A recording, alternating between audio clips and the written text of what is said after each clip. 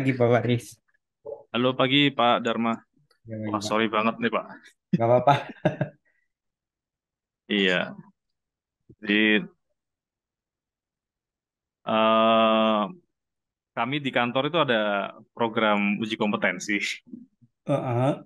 Kebetulan asesornya saya sama Mas Randy, sama-sama trainer yang untuk Pak Dharma. Ya, heeh. Biasanya pesertanya cuma 4, 3 gitu. Hari ini ada 10 pesertanya. Oh, banyak amat Pak. Kok bisa tiba-tiba meledak? Kenapa? Kok tiba-tiba? Kan gini, jadi kalau kalau bertugas sebagai asesor berarti kami bukan pelatihnya.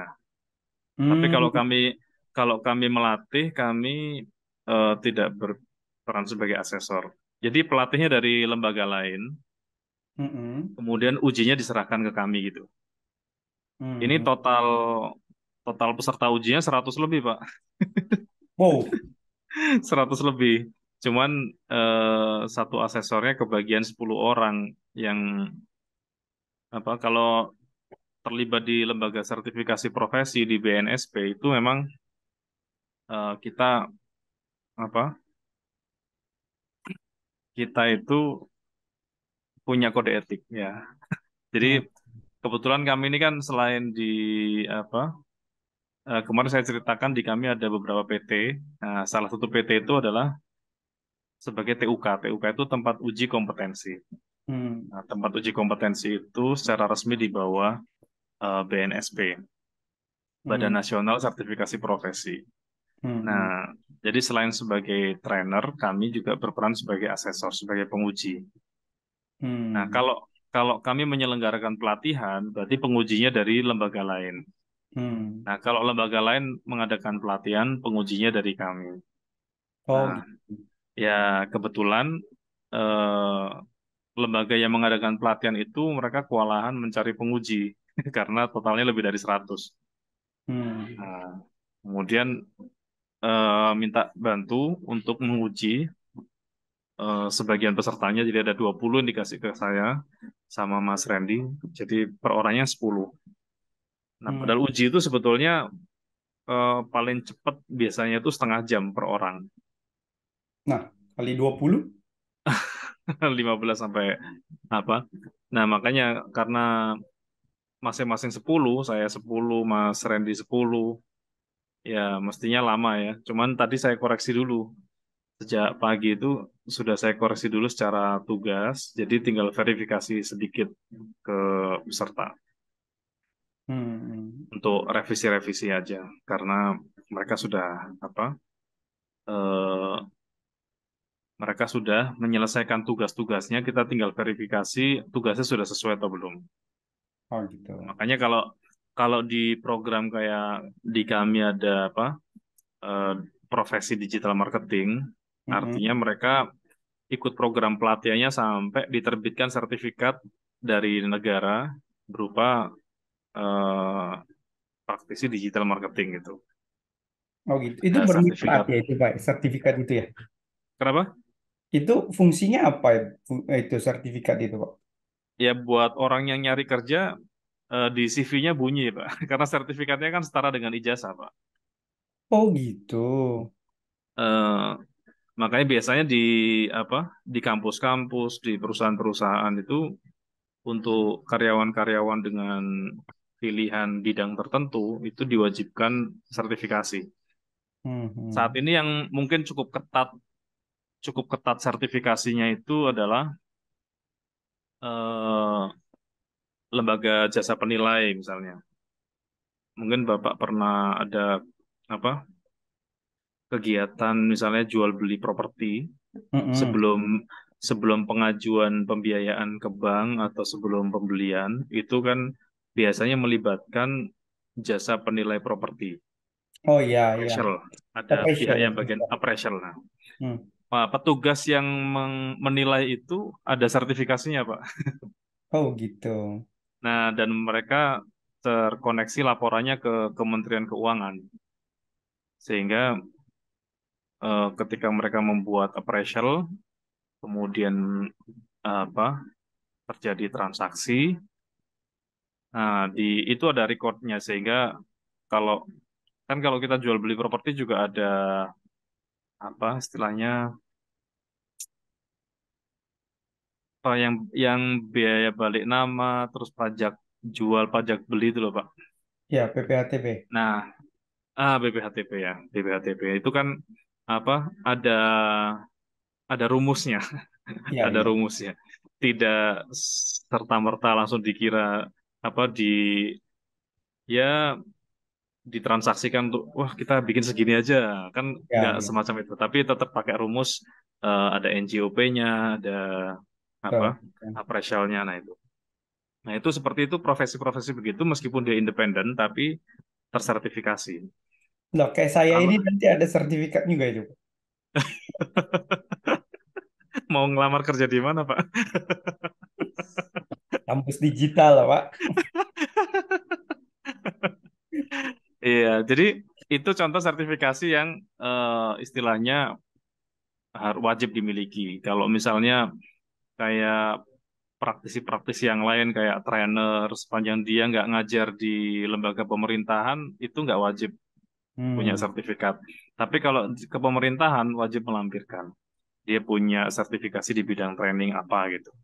Hmm. Hmm. Nah, jadi sepanjang kita nggak banyak berinteraksi dengan pemerintah atau transaksi dengan pemerintah, mungkin sertifikasi-sertifikasi itu nggak terlalu penting, Pak.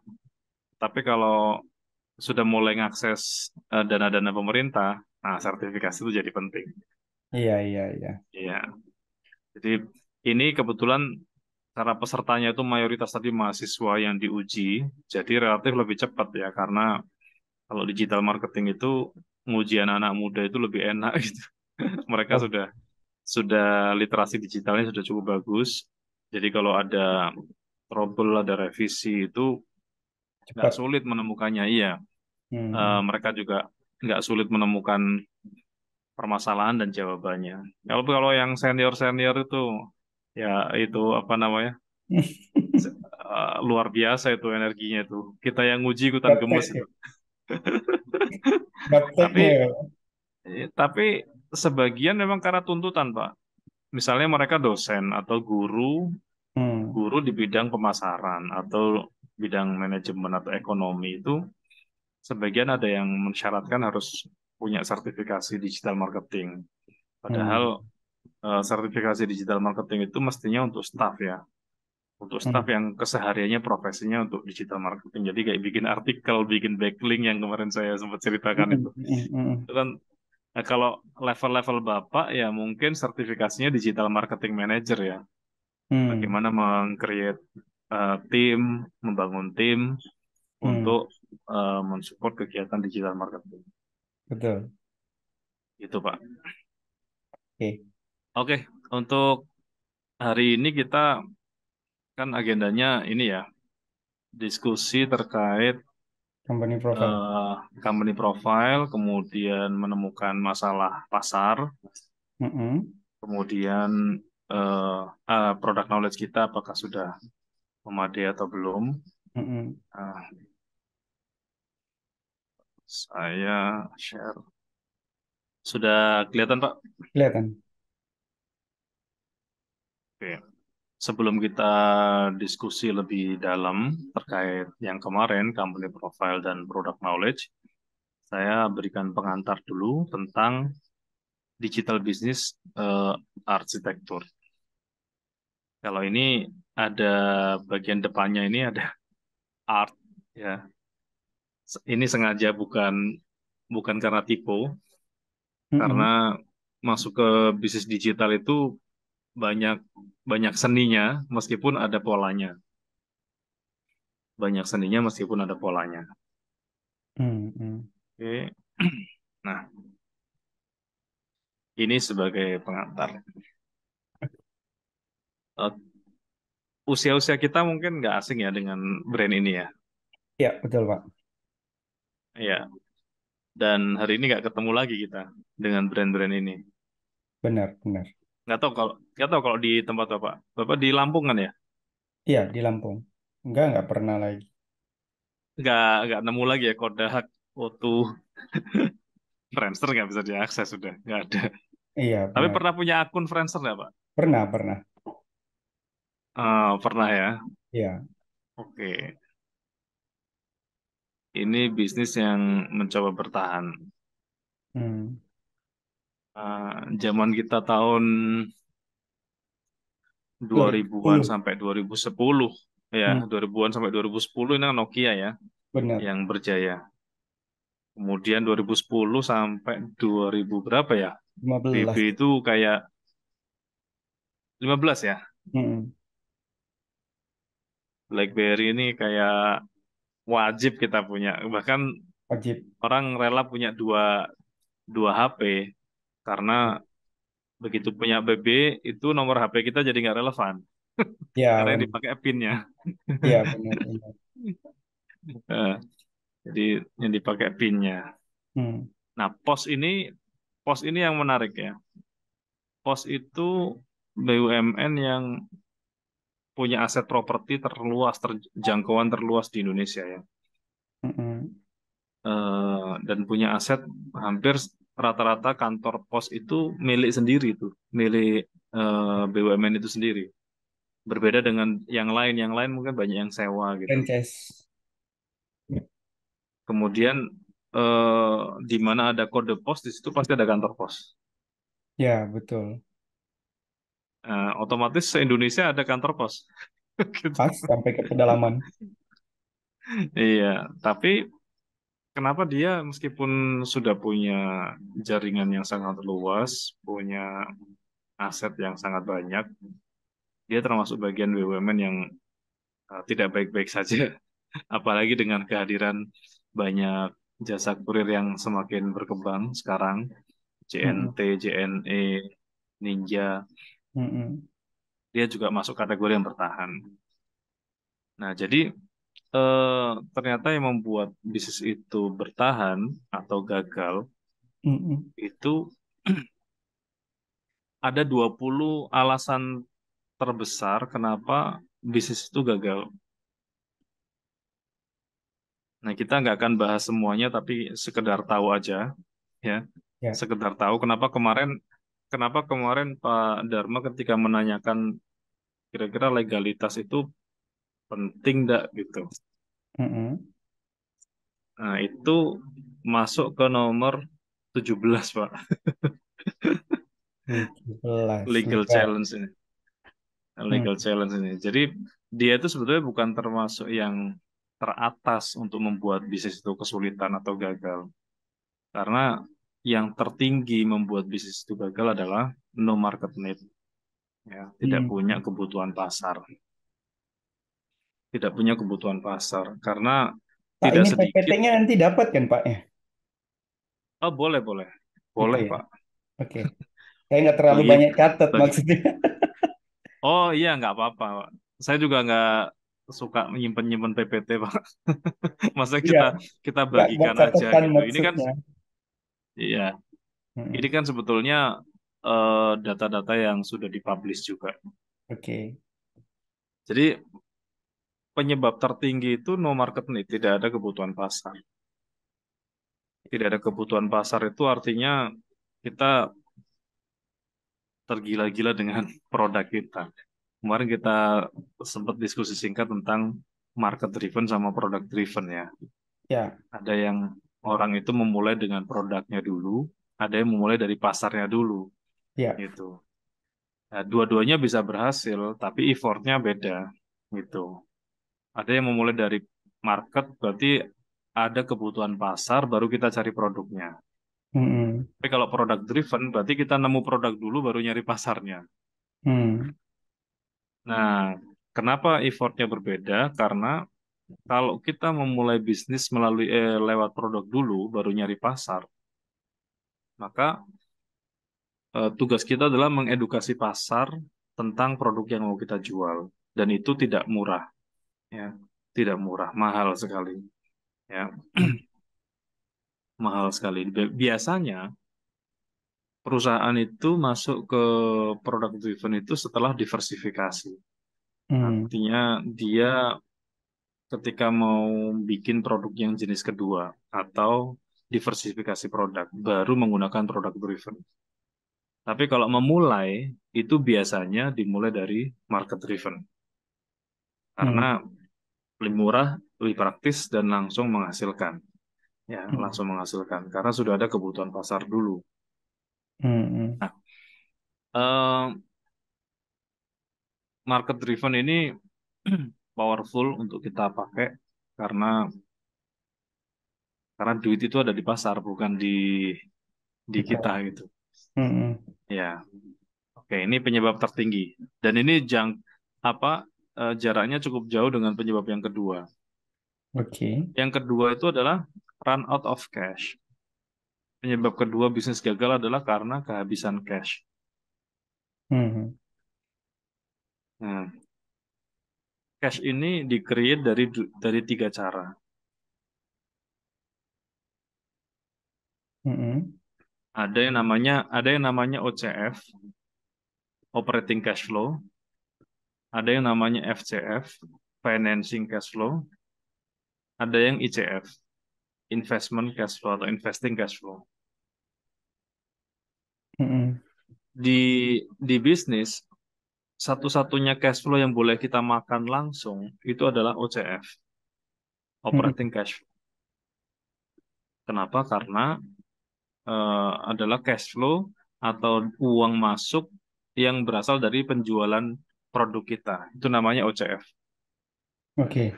Jadi, misalnya Bapak jualan whiteboard, kemudian di whiteboard ada marginnya. Begitu terjadi penjualan, maka uang masuk. Uang yang masuk dari hasil penjualan namanya operating cash flow. Hmm. Nah, hasil margin inilah yang boleh kita makan. Kita pakai buat penggajian, buat apa pengembangan, itu OCF. Nah, bagaimana kalau OCF tidak terjadi? Artinya penjualan macet nih, kita nggak Hmm. bisa jualan lagi. Hmm. Padahal operasional harus jalan.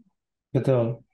Maka cara yang kedua bisa menggunakan financing cash flow. Hmm. Financing cash flow berarti cash flow yang masuk, uang kas yang masuk dari hasil pinjaman, dari financing. Misalnya kita pinjam biasanya pinjam pertama kemana Pak? Hmm. Kalau kita Keluarga dulu. kalau kita kesulitan kalau kita kesulitan keuangan, yang pertama kita pinjam siapa? Kadang keluarga. Iya, memang betul Pak. Yang pertama adalah family, Hmm. yang kedua friend, ada Hmm. 4 F Pak. Ada 4 F, ada 4 F untuk nyari nyari pendanaan. 4 F ini nggak termasuk Faris Fanani ya Pak. Bener juga. Hmm. Yang pertama itu family ya, family. Yang kedua friends, temen. Yang ketiga itu fools, fools, orang bodoh. Orang bodoh itu orang yang kebanyakan duit sampai bingung mau naruh duitnya di mana gitu. Oh. Terus apa? Habis itu dia nggak tahu duitnya pada hilang habis gitu. Kayak kayak gini Pak. Mungkin Pak Dharma pernah nonton tayangan reality show atau dokumenter. Hmm. Orang eh, orang miskin di jalanan di Amerika, Hmm. kemudian dikasih uang 1 miliar, Hmm. dikasih uang 1 miliar. Ini eksperimen sosial ini. Ya. Dikasih uang 1 miliar itu ternyata yang dia lakukan adalah mencari orang-orang yang pernah membantu dia, mencari keluarganya, kemudian dia bagi-bagi itu uang. Hmm. Kemudian dia pengen belanja sesuatu yang selama ini dia idam-idamkan, pengen pakaian bagus, pengen barang bagus, kemudian pengen bepergian. Semuanya dia lakukan, Hmm. keliling ke beberapa tempat itu. Dan itu hanya bertahan tidak lebih dari sebulan. Setelah sebulan dia kembali ke jalanan lagi, Hmm. gitu. Nah, kalau kita ketemu orang kayak gini nih bagus Pak. Ini orang bodoh yang megang kalau dititipin duit nggak tahu harus diapain, langsung dibagi-bagi habis, terus dia kembali miskin lagi. Ini yang dimaksud dengan Wes. ini yang dimaksud dengan orang bodoh tadi full. Hmm. Nah, F yang keempat adalah funder atau funding ya. Hmm. Bisa funder, bisa funding, bisa fund. Nah, intinya pendana yang profesional. Bisa lembaga keuangan, bisa investor. Nah, itu F yang keempat. Nah, Ya, dari keempat F ini, yang paling menyelamatkan kita adalah yang keluarga, mana, Pak? family, Kenyataannya bukan, Pak. bukan ya? Kenyataannya yang keempat, yang funder itu. Hmm. Kenapa saya bisa bilang begitu? Karena dengan funder itu, kita berurusan keuangan dengan funder atau lembaga keuangan, mereka secara profesional membantu kita untuk accountability, untuk accountable, untuk bertanggung jawab. Entah itu dibuatkan skema apa angsuran, entah itu diingatkan untuk mengembalikan, Ya, dan ya. akhirnya selesai gitu. Sedangkan dengan family, dengan friend itu family bisa Kapan-kapan. berantakan, Pak. Kapan-kapan. Family jadi bisa kapan-kapan dan akhirnya family-nya berantakan, Pak. Ya, jadi berantem semua. Iya, berantem. Dengan friend juga begitu. Akhirnya jadi Oh, berantem. Yang tadinya friend jadi nggak jadi friend. ya benar-benar. Eh, ya, jadi kalau memang masih dalam kapasitas mungkin family, friend eh, itu masih bisa dipakai. Kalau dalam kapasitas ya, misalnya kita kebutuhannya masih terjangkau Ya, mereka dan menurut mereka itu masih itu dana istilahnya bukan dana ya, kebutuhan, dana yang mereka keluarkan itu dana dana merdeka lah ya, free cash gitu. betul, betul. Nah, free cash yang mungkin apa selama ini simpanan yang tidak diotak-atik Hmm. memang buat hari tua gitu. Hmm. Nah, sepanjang kita bisa mengembalikan sebelum hari tua itu aman, Pak. Kalau sampai hari tua Benar. nggak dibalik-balikin itu jadi nggak aman. Sampai anak cucu nanti. Iya, iya. Nah, itu run out of cash itu adalah bagaimana kita memahami tentang jenis-jenis cash flow ya. Hmm. Nah, kalau kita sampai apa nggak bisa membedakan mana OCF, FCF, ICF itu berbahaya sekali karena semua dianggap OCF dan akhirnya dimakan semua. Hmm. Ya waktunya kulaan sudah nggak ada duitnya nih karena sudah kemakan semua. Ya. ICF tadi Ya. apa, Pak? ICF itu investing cash flow. Investing. Investing cash flow itu bisa kita dapatkan dari jual aset, Pak. Jual aset atau menggandeng investor baru masuk pemegang saham perusahaan kita. Hmm. Jadi kalau kita lagi kesulitan dana, anggap aja misalnya di rumah nih Pak, Hmm. di rumah sudah nggak ada pemasukan, terus nggak ada lagi orang yang mau minjemin kita. Hmm. Hmm. Berarti cara kita untuk bertahan biar dapat cash flow kan jual sofa, jual kulkas gitu, Hmm. jual apa? Ya perabot gitu untuk beli beras. Ya, ya. Itu namanya itu namanya ICF. Ya. Nah, artinya pendapatan yang kita dapatkan itu bukan hasil penjualan produk yang menjadi bisnis kita. Hmm. Itu namanya ICF. Jelas ya, Pak ya? Jelas, jelas. Ya. Penyebab yang ketiga adalah not the right team. Not the right team. Jadi kita tidak mendapatkan tim yang tepat, orang yang tepat untuk mensupport bisnis kita. Hmm. Akhirnya terlalu banyak beban tanpa diikuti apa pendapatan yang cukup, yang sesuai. Maka kalau kita terjebak di sini ya memang salah satu jalan keluarnya ya merapihkan kembali timnya gitu. Hmm. Karena kita ini kan rekrut orang itu dengan berbagai macam alasan kan. Hmm. Hmm. Gitu. Bahkan tidak sedikit kita melibatkan keluarga untuk ikut bekerja. Itu kan berangkat karena kasihan aja gitu. Ya, betul. Bukan karena kompeten gitu. Begitu nggak perform, kita sendiri kesulitan memecat karena keluarga sendiri gitu. Benar-benar. Gak tega. Nggak tahu ngalami apa nggak, Pak. Pasti. Iya. Nah, maka untuk mendapatkan tim yang tepat ya kita harus melakukan asesmen juga. Salah satu asesmennya kayak yang kemarin kita lakukan itu. Ya, Untuk mengenali memang dia punya kekuatan di mana, kelemahan di mana. Meskipun jenis asesmen nggak cuma yang kemarin ya, ada banyak. Kemarin contoh simple aja. Kemudian yang keempat adalah get out competed. Eh, get out competed. Jadi kita kehilangan atau kesulitan menyesuaikan kebutuhan kompetensi yang ada gitu. Seperti kejatuhan Nokia itu. hmm, Mungkin Pak Dharma pernah mendengar perjalanan jatuhnya Nokia gitu. Di detailnya. ceramah terakhirnya si di ceramah terakhirnya CEO itu Hmm, apa? Dia hampir-hampir tidak percaya bahwa ini menimpa mereka. Gitu. Mereka hmm, tadinya menganggap bahwa mereka baik-baik saja dan mereka adalah leading company, perusahaan yang menjadi pelopor eh, untuk handphone.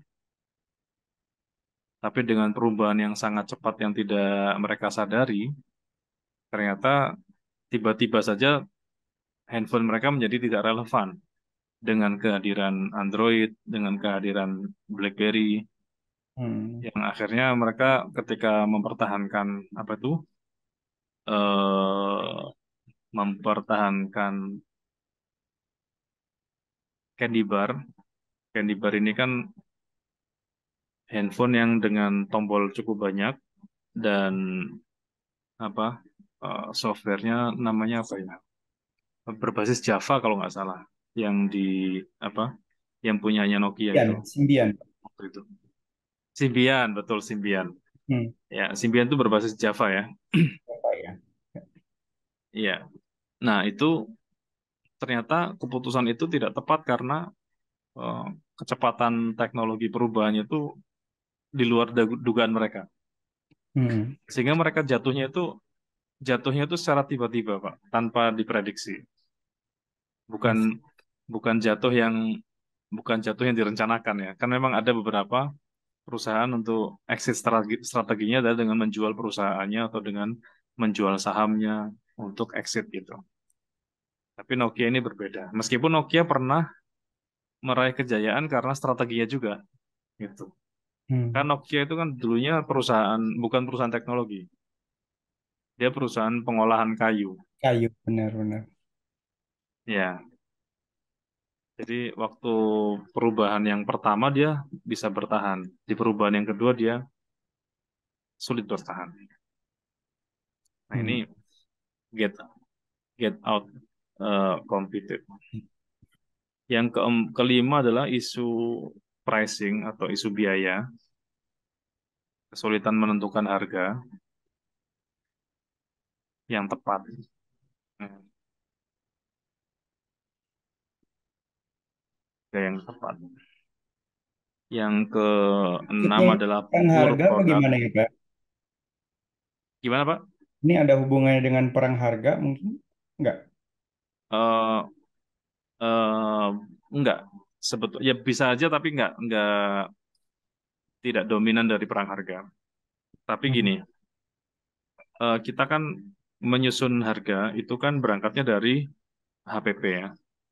Ya, HPP plus margin ya. betul. Nah, karena ngitung HPP-nya itu salah, maka ngitung marginnya pasti salah. Gitu. Hmm. Karena ngitung marginnya salah, berarti harga jualnya juga salah. Betul. Berapa banyak perusahaan-perusahaan jatuh, terutama kayak kemarin nih, mungkin yang sedang viral, Pak Dharma sempat ngikutin, ada banyak subkonnya BUMN yang gulung tikar, bahkan ada yang bunuh diri, Mm, mm, mm. karena tidak terbayar. Tidak terbayar. Ada yang sampai puluhan tahun, ada yang belasan tahun. Maksudnya 10 tahun lebih, 10 tahun ke atas. Ya. Tidak terbayar oleh BUMN-nya. Ini kan ukuran urusan biaya yang tidak bisa dihitung dengan cermat. Terutama teman-teman yang masuk di kontrak konstruksi ya. Mm, mm. Begitu ikut lelang, dapat nilai, kemudian dia sudah membuat penawaran yang sesuai menurut perhitungan mereka saat itu. Kemudian tiba-tiba ada lonjakan kenaikan harga bahan baku. Ya. Nah, sehingga sejak awal proyek itu sudah diprediksi rugi gitu. Mm. Dan mau nggak mau harus Ya, dijalanin. mau nggak mau harus dijalanin karena kalau nggak dijalanin ya pidana juga gitu resikonya. Mm. Ya perdata yang bisa berujung pidana. Nah, ini kan hal-hal yang eh, isu biaya yang tidak bisa diprediksi atau kemampuan memproyeksikan biaya itu Mhm. yang membuat salah hitung sehingga sejak awal proyek itu proyek-proyek rugi gitu.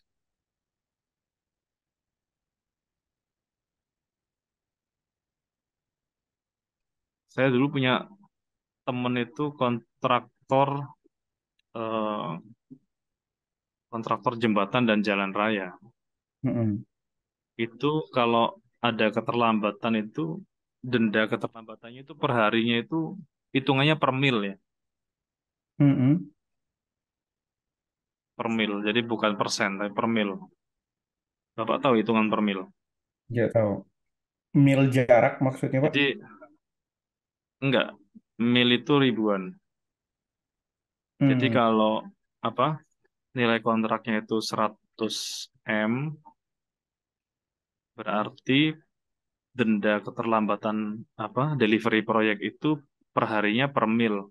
100 M dibagi 1000 berapa, Pak? 100 juta ya? Ya. Iya, berarti 100 juta per hari, Pak, Wow. dendanya. Jadi misalnya apa? Jembatan mestinya selesai tanggal 5 Juni. Hmm. 5 Juni belum serah terima proyek, itu per tanggal 6 itu sudah kena denda per mil. Wow, wow, wow, wow. Nanti nanti denda itu bukan dibayarkan tapi dikurangkan dari pembayaran yang kurang. Apa? Hmm. Kan pemerintah harus melunasi ya, harus membayarkan. Ya, Nanti nilai pembayaran kekurangan pemerintah itu kurang. dikurangi denda-dendanya itu. Itu Hmm. bisa nol, Pak. Bisa nggak dibayar Iya, juga. makin lama jadi itu. Aduh, serem juga. Jadi semakin habis. Iya, makanya si malakama itu. Meskipun eh, ya bisa banding juga sih biasanya katanya. Bisa banding untuk Ya, apa dengan pengajuan alasan-alasan peninjauan. tertentu, kan.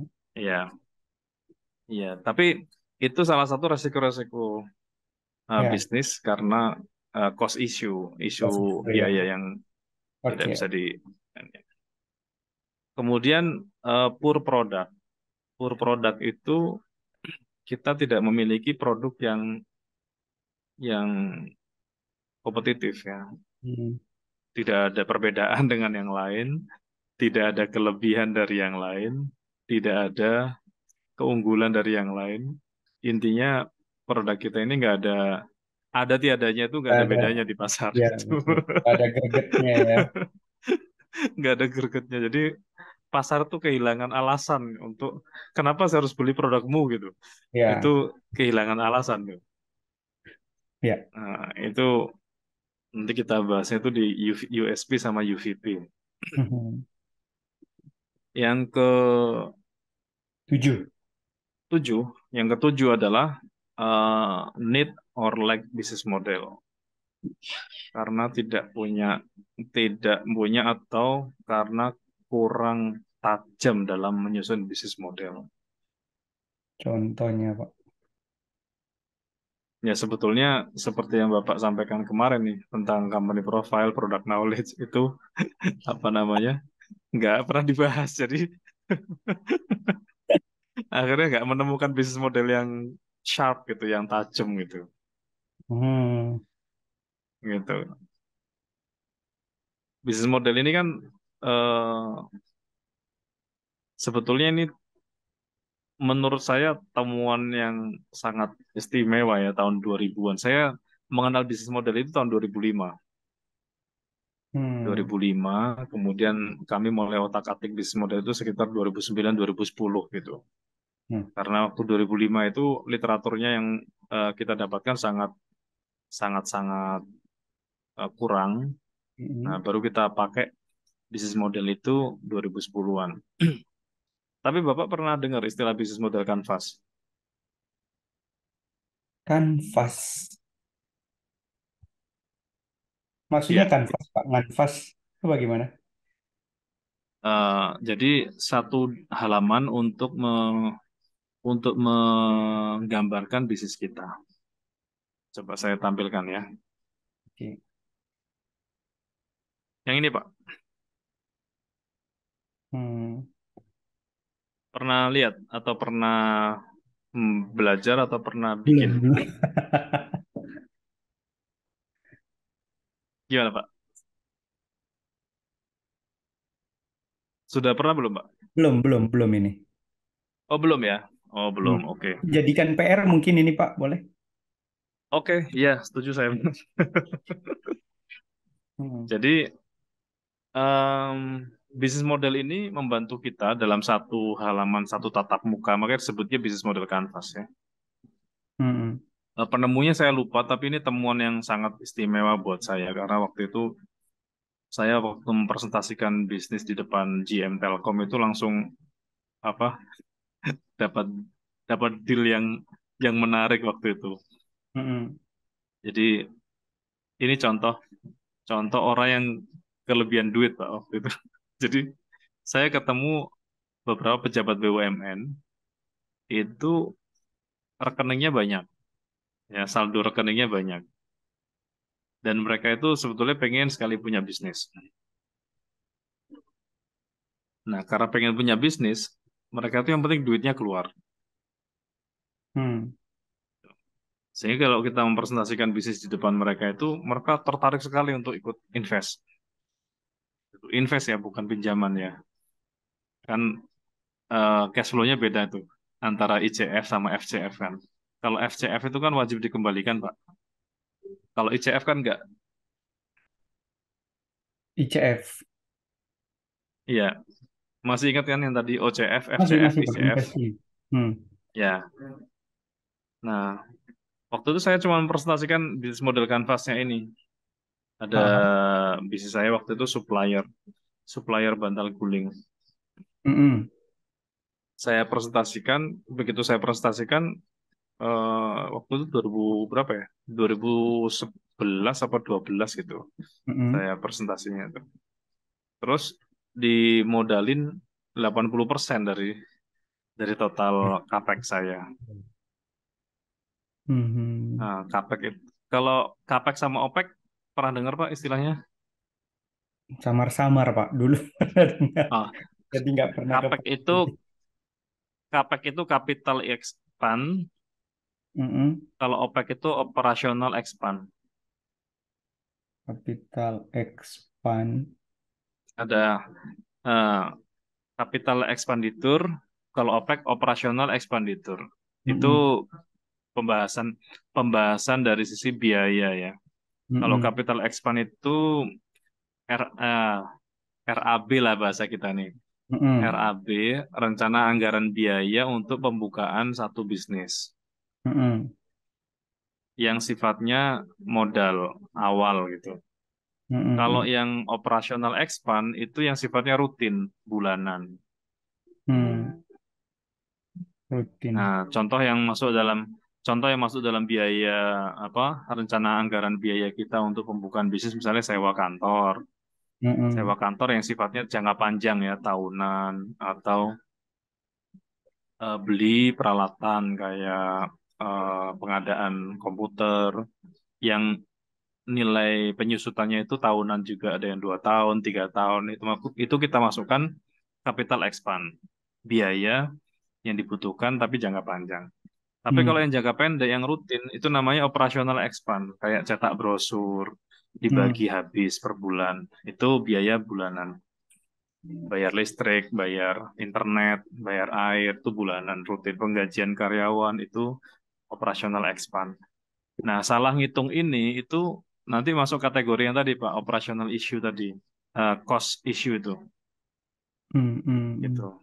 Karena eh, itu namanya kapek opek. Nah, ini kan kita tidak sedang bahas yang itu Pak ya.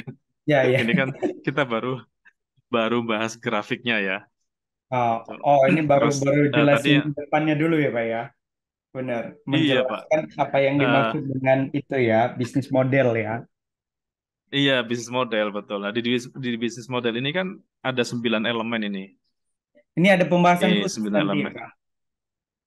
Ah, boleh, boleh. Hmm. Nanti kalau apa mau kita bahas boleh. Ini nomor satu, ini nomor dua, Hmm. nomor tiga.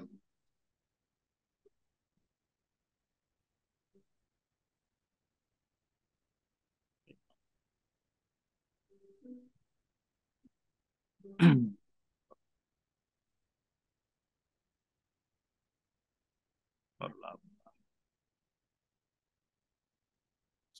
Jadi bisnis model itu ada 9 elemen ini, Pak. Hmm. 9 elemen ini mulai dari nomor satu, value proposition. Kenapa kita bahas product knowledge sama company profile? Karena company profile itu menggambarkan visi misi kita, core value kita, terus alasan kenapa produk atau jasa yang kita jual itu ada. Hmm. Nah, itu kita kumpulkan di sini. Kita catat semua dulu, baru kita revisi, kita evaluasi satu persatu, mana yang relevan, mana yang nggak relevan. Hmm. Hmm.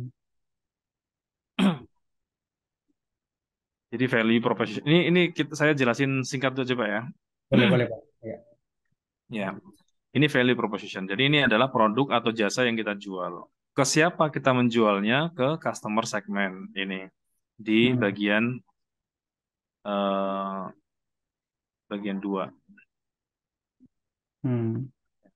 Jadi untuk mendeliver produk ini ke nomor dua ini itu kan butuh channel. Berarti Ya. kan lewatnya sini. Nah, ini namanya distribution channel. Bisa offline, bisa online, bisa canvassing untuk Hmm. mencapai ke segmennya, ke target marketnya. Hmm. Nah, Hmm. ketika target market mau beli ini, mau beli value-nya yang dijual, maka dia kan menghubunginya lewat ini, lewat empat ini. Namanya customer relationship. Bisa call center, bisa website, bisa CTA-nya, call to action-nya itu. Hmm. Nah, maka terjadi penjualan. Ketika terjadi penjualan, maka terjadi revenue. Ini revenue. Hmm.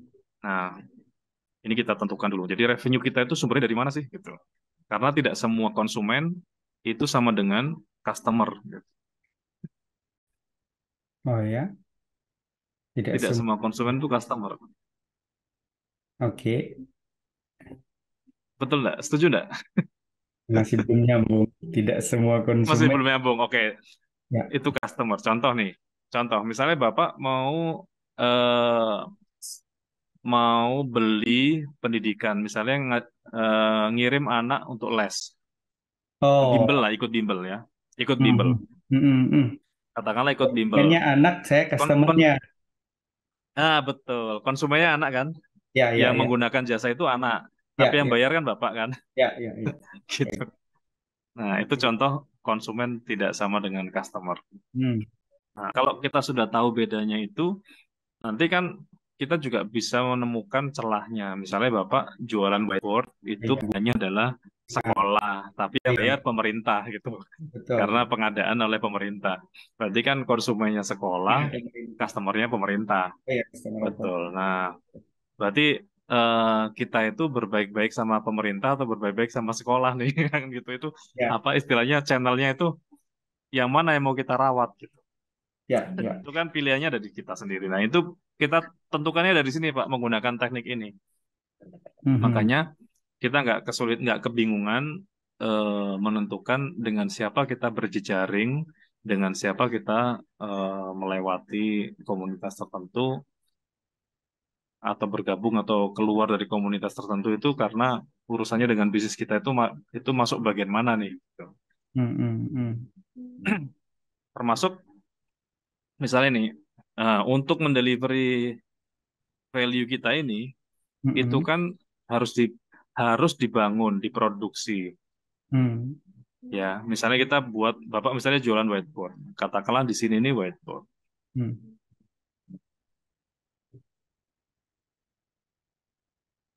Whiteboard. Berarti kan aktivitas untuk menghasilkan whiteboard,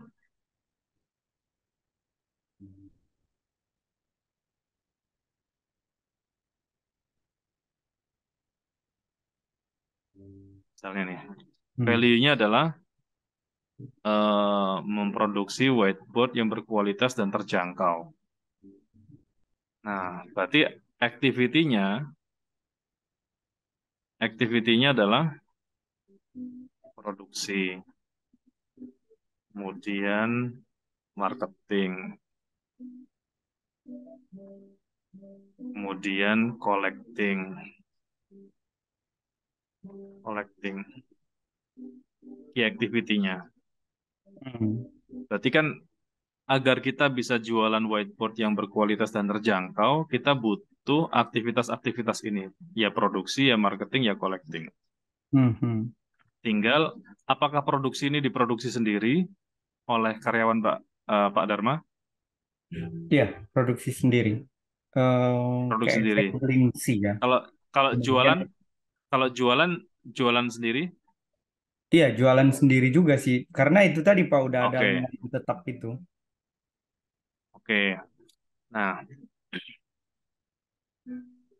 eh, ini untuk bisa menyelesaikan aktivitas ini berarti kan butuh SDM, misalnya teknisi produksi,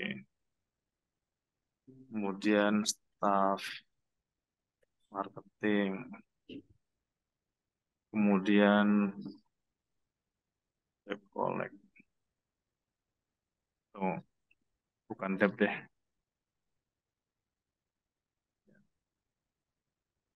sales.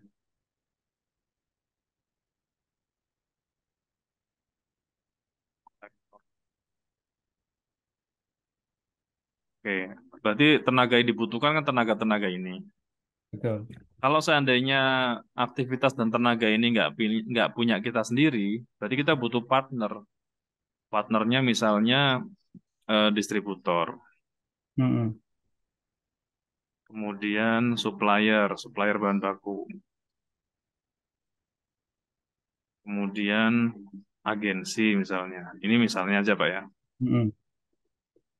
Nah, padahal di sini semua kan perlu kita biayain Pak. Iya,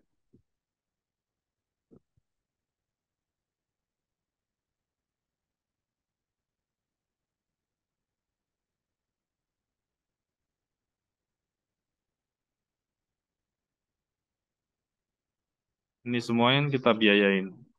Maka biaya ini masuk ke sini Pak.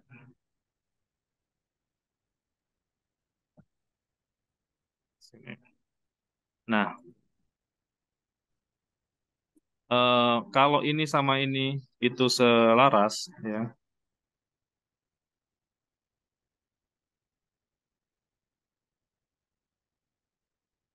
Kalau ini sama dengan ini, antara revenue dan biaya itu sama, berarti kan kita tidak ada untung nih. iya betul. Tapi kalau Lebih apa kecil. namanya, ini lebih besar, Rugi. berarti rugi, Hmm. ya kan? Kalau Mhm. sebaliknya berarti untung. Ya, Ya, sesimpel itu Pak, bisnis model itu. oke. Nah, kalau kita punya bisnis model, itu kita jadi tahu cara nyari untungnya di mananya gitu. Makanya kita bisa membedakan kemarin kita bahas antara main revenue sama additional revenue. Kayak yang apa tuh? Kapar. Bioskop 21. Oh Bioskop iya. 21 kemarin tuh. Mana tiket, mana popcorn, mana mana teh kopi ya. Iya, lebih mahal Iya, popcornnya. iya. Jadi ternyata revenue tertingginya dari popcorn kan gitu, Mm-mm. dari makan minumnya gitu. Nah, ini contoh sederhana dari bisnis model. Kita Oke, lanjut ke yang ini tadi ya. Jadi itu yang namanya bisnis model, Pak. udah Yang ke 9, itu 2, 3, 4, 5, 6, 7, 8. 8 Yang ke Pak. 8 ya. 8. Ke 8 itu poor marketing, ya, penjualan yang pemasaran yang rendah, miskin pemasaran, kemudian ignore customers, ya, Mm-mm. mengabaikan customer, kemudian produk mistime, produksi yang melewati waktunya, kemudian lose focus, kehilangan fokus, Mm. kemudian disharmony on team or investor, Mm-mm.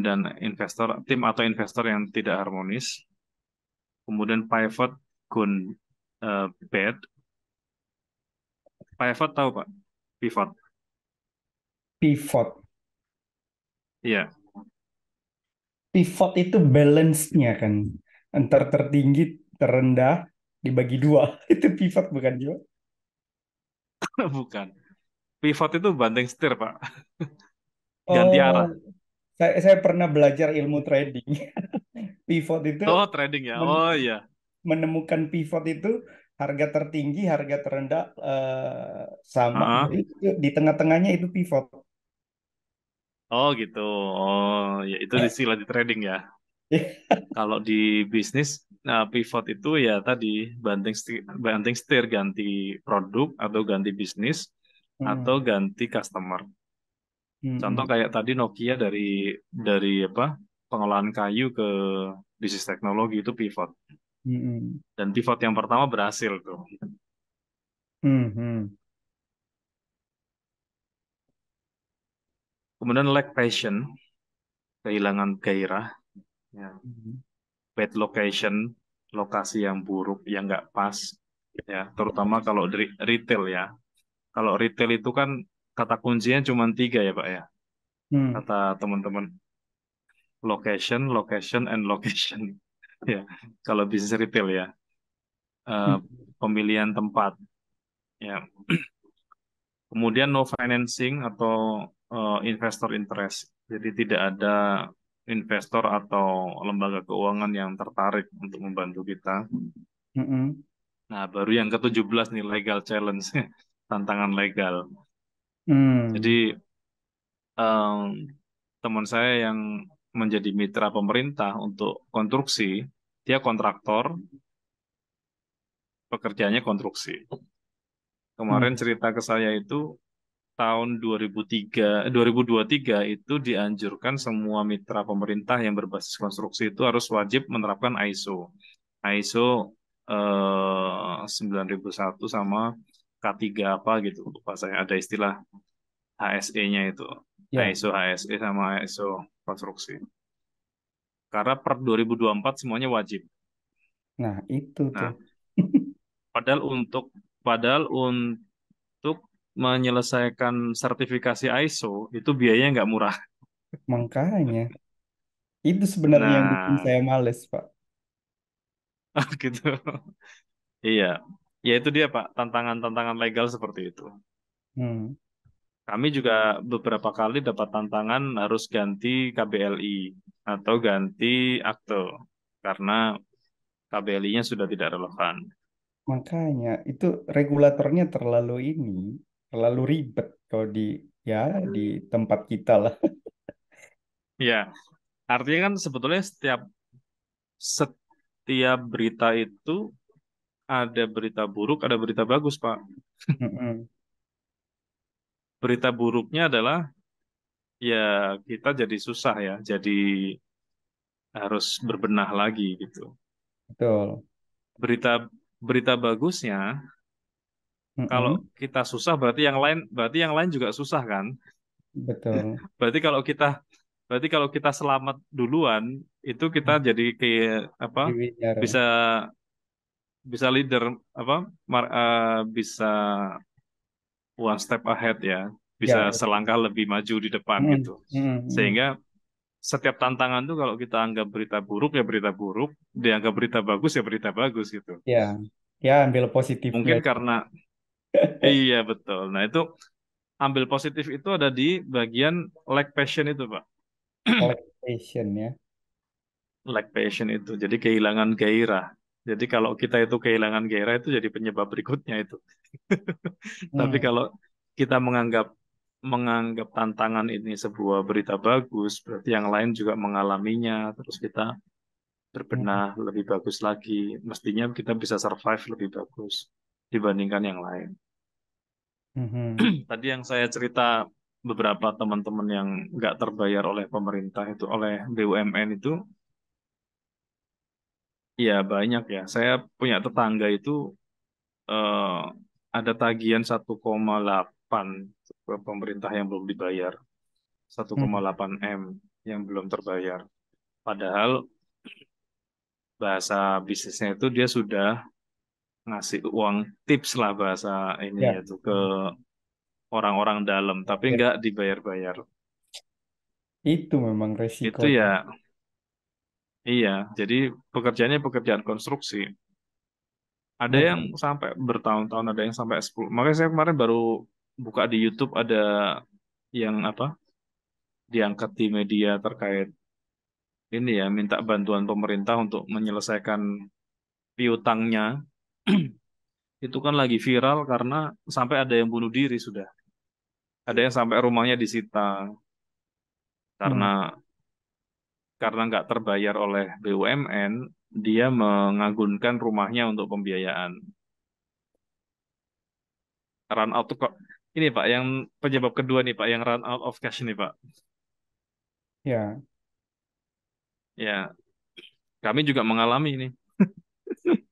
Pekerjaan sudah dilakukan, tapi nggak dibayar-bayar. Nah itu kalau udah urusan-urusan begitu Ya, sebenarnya tantangan legal itu tadi, Pak. Itu kalau itu kayak kita tantangannya punya ini ada nggak cuman, namanya istilahnya itu loh Pak, TKDN. oh iya, iya.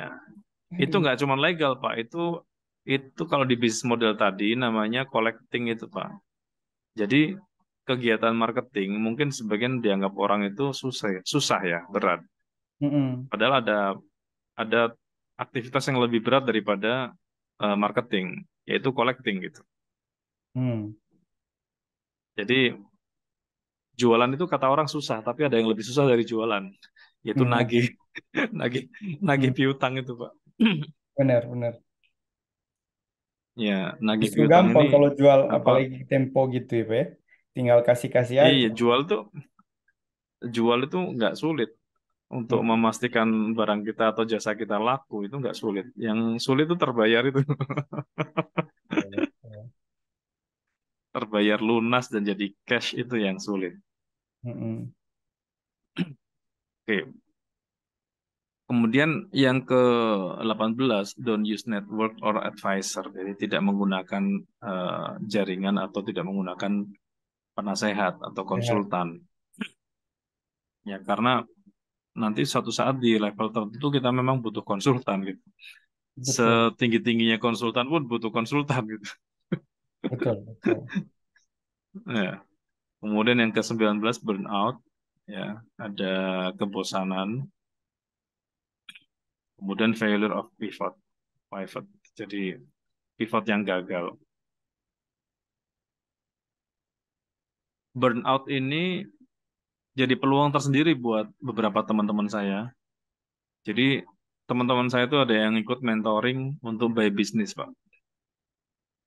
Mentoring untuk apa, Pak? Ada mentoring khusus untuk menaikkan level bisnisnya itu dengan buy bisnis, jual beli perusahaan. Hmm. Jadi kerjaannya itu nyari perusahaan-perusahaan yang dijual, Pak. Oh ya, Kerjanya nyari perusahaan-perusahaan dijual. Dan ternyata di Indonesia banyak sekali perusahaan dijual. betul, betul. Dijualnya belum tentu dijualnya dalam kondisi yang sulit. Bahkan tidak sedikit dijual dalam kondisi yang sangat sehat. Hmm. Gitu. Karena tadi burnout, bosen orangnya. Ada yang bosen, ada yang anak cucunya nggak ada yang mau terusin, Iya, iya. Saya ada kaget yang tadi baru ngirim mobil di coating juga tadi.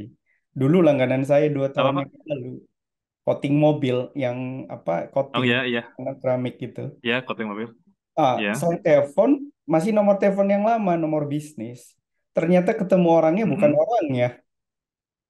Ah, karena Sudah kebanyakan dimiliki orang dulu, lain. iya orang lain. Loh, kenapa ini? Kemana ini orangnya? Kok bukan ini? Iya, dia udah pensiun. Padahal masih muda, masih nggak terlalu ini. Dia udah bosen katanya, pindah Jakarta dia. Bosen, iya. Nah, kayak gitu. Oh gitu ya. Dia ambil Iya. alih semua. Jadi Hmm, betul dijual dalam kondisi sehat ya perusahaannya. betul, betul. Ya. Hmm. Dan itu jadi peluang tersendiri buat orang-orang yang memilih bisnisnya itu jenisnya jual beli bisnis gitu. Ya, Hmm, tipe-tipe kayak apa? Perusahaan-perusahaan investment company kayak Saratoga punya Sandiaga Uno hmm, hmm, atau Hairul Tanjung, Citicorp atau apa tuh Bakery Group hmm. itu kan beli bisnis yang jatuh, dibenerin sebentar, terus dijual lagi Pak perusahaannya. Iya, iya, iya. Nah, di level tertentu memang ada pengusaha-pengusaha yang memang masuk ke bidang itu. Hmm, Karena isu-isu ini, isu burnout, isu failure of pivot juga ada, isu legal juga bisa. iya. Bahkan dulu itu saya nggak tahu ini belum, saya lupa nama banknya ya. Apa Khairul Tanjung atau yang lain ya pada saat mengakuisisi bank. Kalau Khairul Hmm, Tanjung kan berarti dia punya yang Bank Mega itu ya. hmm, hmm.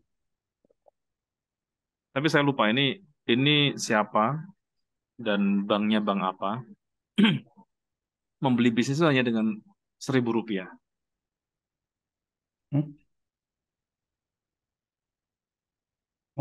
Apa sahamnya maksudnya, Pak? Apa gimana? Perusahaannya dibeli hanya dengan harga Rp1.000.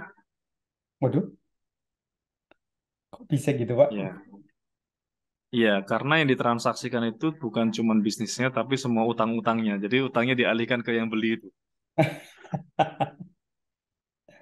Jadi lebih besar Kan ada utangnya, orang, jangan-jangan, Pak. iya, jadi ada beberapa pengusaha yang karena lilitan utangnya terlalu over capacity, dia sudah nggak sanggup lagi menanggung utang itu. Mm-mm. Akhirnya aset-aset bisnis-bisnisnya itu dijual, yang penting utangnya lunas gitu. Nah, ketika ada orang yang siap menanggung utangnya, itu kan apa namanya, dia sudah merasa eh, selamat gitu. Mm-mm. Mm. Jadi targetnya cuma selamat dari utang-utang itu, Utang. maka udah silakan mau dibeli berapapun silahkan, yang penting utangku lunas. Yus tak beli 1.000, 1.000 tapi semua utangnya pindah juga gitu. Ya, ya, Semua utangnya dipindah. Jadi sebetulnya kalau secara pembukuan ya bukan 1.000 ya, tapi tanda jadinya 1.000 tadi itu. ya, ya, saking nggak ada harganya. Iya, yang penting lunas. Karena begitu nggak dilepas, itu juga semakin merumit kan ya, memperumit Ya, keadaan. Yaitu contoh. Oke Pak, ini 20 penyebab kegagalan bisnis. Sekarang kita lanjut. Jadi yang kita butuhkan, what you really need is a market, not an idea. Jadi yang kita butuhkan itu betul-betul adalah pasarnya, bukan ide kita gitu. Kalau sekedar batin, kalau wah ini kayaknya produknya bagus ya, pasti ada yang mau beli gitu. Itu nggak cukup. Kita mm, perlu memvalidasi pasarnya. Nah, yang saya pakai ini adalah SBM. SBM ini termasuk cara membangun bisnis model juga, Pak. Kalau tadi kan bisnis model Canvas ada 9 elemen. Kalau di SBM ini ada 12. Nanti di pertemuan-pertemuan kita bahas ini, Pak. Minimal 12 ini. Nanti di bisnis model Canvasnya kita juga bahas. mm, Ini temuan yang kemarin saya ceritakan itu guru saya namanya Pak Budi Isman itu. mm, mm. Eh, jadi dia beli Sari Husada itu kalau tidak salah 4 triliun ya. 4 triliun di akuisisinya. Dijual lagi ke Danone itu 22 triliun. Wow, Dalam waktu 2 atau 3 tahun itu. Jadi eh, ketika ditanya apa strategi yang digunakan untuk membangun value bisnis itu sampai laku lebih mahal, ya ceritanya dibangunnya pakai SBM ini. keren, keren. Nah, jadi SBM atau Smart Business Map itu adalah eh, tools atau alat untuk mendiagnosa kesehatan bisnis kita gitu. Nah, jadi SBM ini dipakai untuk menemukan bisnis proses, terus kita bagaimana membangun dan mengembangkan bisnis. Nah, klaster pertama disebut dengan playing field. Playing field itu kita mulai dari pertanyaan pertama, what's the problem? Gitu. Maka di target mentoring kita kemarin, coaching kita kemarin kan menemukan masalah pasar ini gitu. Hmm, What's the problem? Nanti Pak Dharma silakan menuliskan, tapi ini saya jelasin sebentar. oke, Contoh sederhana, lahirnya Gojek. oke. Kira-kira Gojek lahir karena ada masalah apa, Pak? Eh, Akhirnya Gojek karena keamanan penumpang dan biaya mungkin ya. Ak- Keamanan dan biaya. Apa betul Gojek lebih murah daripada ojek pangkalan? Tergantung sih karena fleksibel ya. Kalau pangkalan itu kan Betul. suka mereka ya, nggak ada tarif Iya. standar ya. Artinya, iya. Artinya kan sebetulnya isunya mungkin bukan sekedar di harga atau di Mm-mm. keamanan. Mm-mm. Isunya itu lebih tepatnya mungkin ke kepastian ya. Betul, Customer itu kan butuh kepastian betul, gitu. betul. Jadi orang itu kan kalau tidak diberi kepastian tuh kan jadi penuh dengan keraguan, cemas gitu. Mm-mm. Nah, Kayak model Gojek memberikan Argo-Argo itu solusi. kan, kan Iya, memiliki. betul. Gojek membantu eh, customernya untuk mendapatkan kepastian. Kepastian harga, kepastian waktu, kepastian aman. Mm-mm. Nah, ini contoh. Apa masalah yang dihadapi customer? Contoh problem mapping itu seperti ini, sederhananya. Nanti PR-nya Pak Dharma hari ini nanti ini Pak bikin problem mapping. Mm-mm. Jadi contoh di dunia kecantikan itu orang punya problem di beberapa bagian. Mm. Bagian pertama rambut, sebagian kulit, terus bagian perawatan tubuh, body care. Mm. Di bagian kulit aja itu kalau di mapping lagi itu ada dua, kulit tubuh keseluruhan atau Mm-mm. kulit wajah gitu. Mm. Di bagian wajah saja itu ada dua isu, jerawat atau anti-aging. Mm-mm. Mm-mm. Nah, kalau kita menemukan problem mapping ini, maka kita bisa menemukan siapa yang punya masalah. Nah, tapi yang kita bahas masalahnya dulu, belum membahas siapanya. Untuk membahas siapanya kita kita di kesempatan yang berikutnya. Mm. Maka kita temukan dulu masalahnya. Contoh sederhana nih. Lahirnya Popmi itu berangkat dari masalah Tidak banyak mas. orang yang makan mie tapi tidak mau repot. Ya. Nah, kalimat ini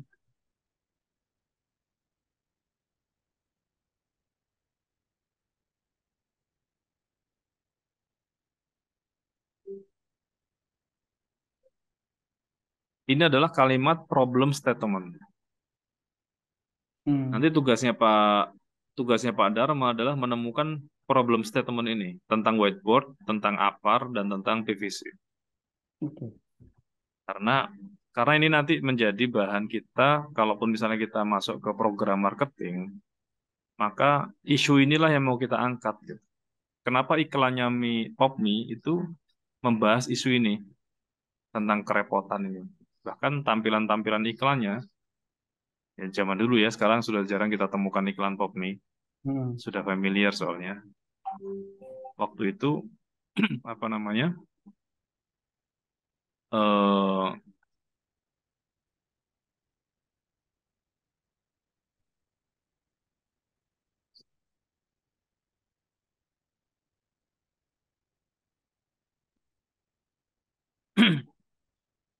jadi ini dicoret,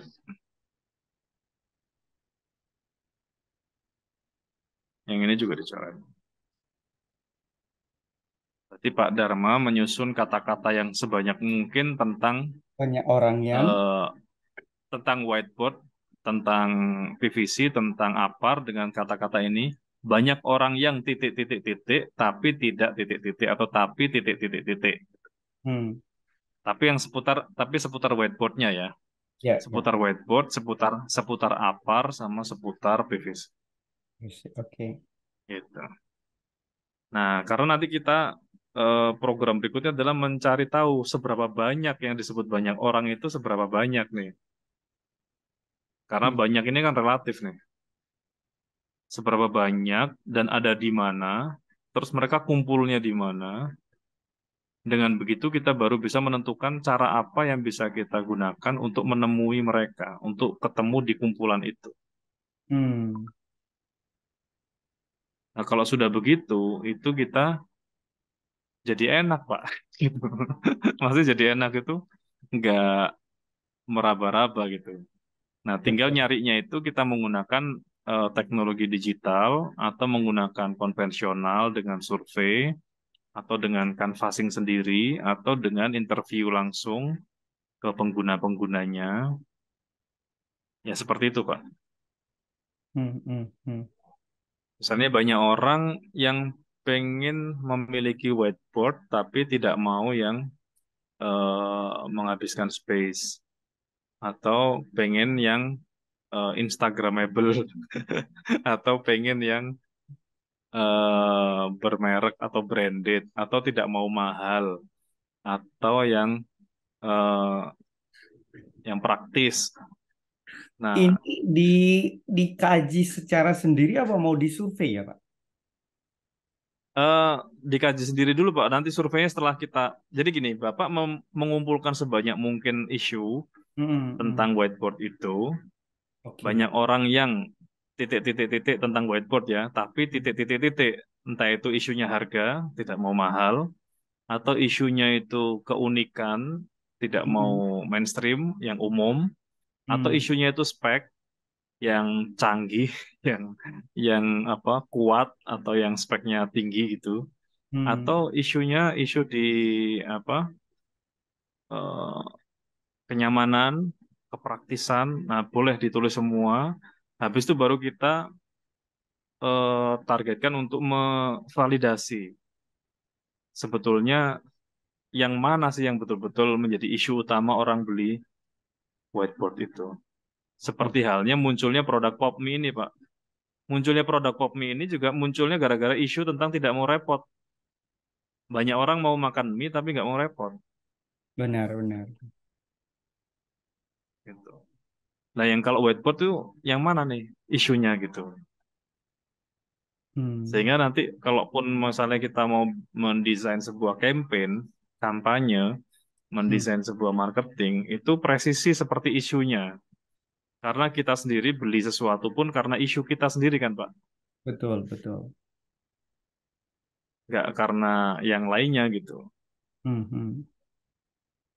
Jadi, oke, saya lanjutkan dulu ya. Ya, Nah, contoh FedEx. FedEx juga begitu. Banyak orang mau kirim barang ke luar negeri dalam semalam. Muncullah FedEx. Sekarang sudah selain FedEx sudah banyak nih. ya, JNT, JNE, apa JNE itu punya layanan Yes tuh, yakin esok sampai. Ya, ya, yang ya. pengennya langsung ekspres itu. Jadi eh, kita berangkat, kenapa kita memulai dari problem? Karena psikologi konsumen itu pembelian itu berangkat dari need, dari kebutuhan. Kebutuhan itu berangkat dari problem. orang nggak akan beli kalau nggak punya kebutuhan. Orang nggak punya kebutuhan kalau nggak punya masalah gitu. Betul. Nah, contoh, Bapak pernah sakit kepala nggak? Ya, pernah Minum obat nggak? minum, Mbak. Minumnya apa? Paracetamol atau Panadol. Paracetamol, iya. Panadol. Hmm, Mau nggak habis ini beli Panadol diminum, Pak? enggak, karena nggak Nggak. sakit Padahal kepala. Bapak yakin kan? Iya, Karena meskipun Bapak yakin kan Panadol itu manjur kan? ya, Eh, meskipun yakin speknya bagus, tapi belum tentu dibeli karena tidak butuh. nggak butuh. Kenapa tidak butuh? Karena nggak sedang ada masalah. Ya, betul. Tapi kalau lagi ada masalah, Hmm, itu berapapun harganya dibeli, Pak. Gitu. betul, Oksigen itu yang tadinya kita nggak bayar gitu. Begitu di rumah sakit kita butuh oksigen kita beli, Pak, berapapun. betul, Nah, jadi ini prinsip dasarnya. Problem need by. Pembelian itu dimulai dari kebutuhan. Kebutuhan dimulai dari problem. Jadi customer don't care about your solution, they care about their problems. Jadi mereka itu nggak butuh produk kita, nggak butuh jasa kita. Mereka hanya peduli dengan masalah mereka. betul. Nah, ini yang mau kita perdalam. Bagaimana eh, bagaimana menemukan masalah mereka. Oke, gitu Pak. Jadi PR-nya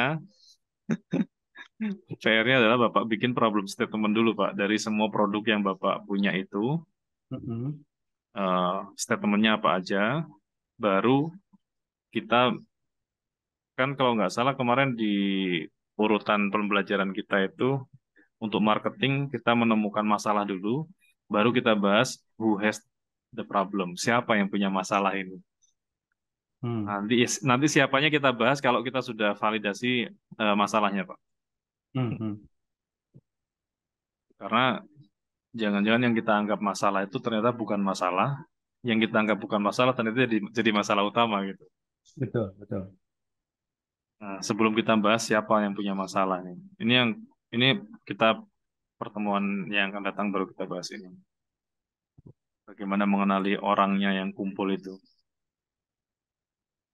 Nah, baru kita tentukan solusinya untuk menyelesaikan masalah orang-orang itu gitu. Gitu. Begitu Pak untuk pertemuan kita hari ini. Oke, siap.